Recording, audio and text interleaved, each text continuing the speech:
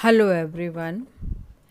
आज हम बात करेंगे भारतेंदु हरिश्चंद्र द्वारा लिखित नाटक अंधेर नगरी की। भारतेंदु हरिश्चंद्र हिंदी साहित्य के पहले मौलिक नाटककार थे। उनका जन्म 1850 में हुआ था। लंबी आयु का वरदान इन्हें नहीं मिला था।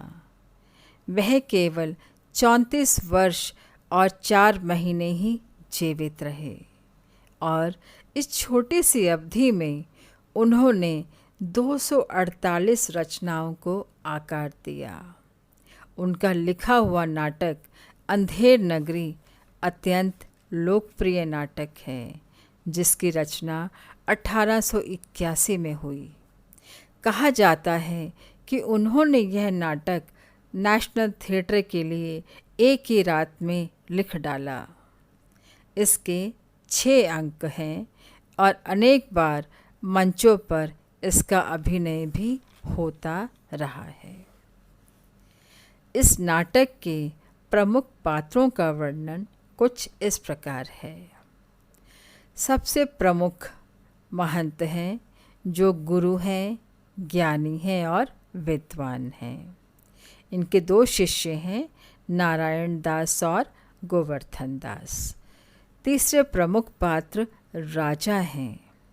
इसके अतिरिक्त नाटक में बनिया, कुंजड़िन अर्थात सब्जी बेचने वाली, हलवाई, फरियादी, कल्लू, कारीगर, चूने वाला, भिश्ती, कसाई, गडरिया, कोतवाल और सिपाही भी हैं, जो नाटक को आकार देते हैं। अब बात करते हैं इस नाटक के उद्देश्य की। इस नाटक में नाटककार ने यह बताने का प्रयास किया है कि जैसा राजा होता है वैसे ही शासन व्यवस्था हो जाती है, और इसमें यह भी बताया गया है कि हमें बड़ों की अनुभवी बातों को मानना चाहिए, क्योंकि वह हमारा सही मार्गदर्शन करते हैं।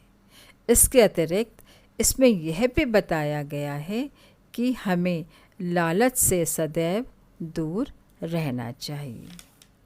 बच्चों, चलो अब हम बात करते हैं नाटक के सार की। यहाँ एक ऐसी अंधेर नगरी का वर्णन है जहाँ का राजा मूर्ख है। अंधेर नगरी अर्थात जहाँ नियम कानून नहीं होता, कोई व्यवस्था नहीं होती।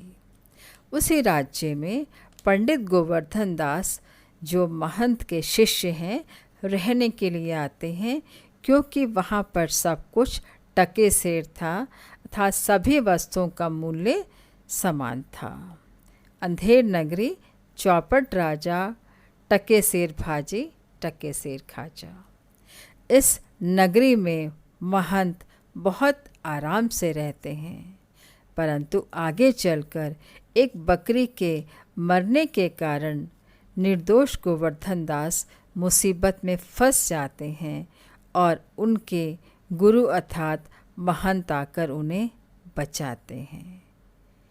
इस तरह से हमने इस पाठ का परिचय जाना, उद्देश्य जाना, पात्रों के विषय में जाना और सार के विषय में जाना।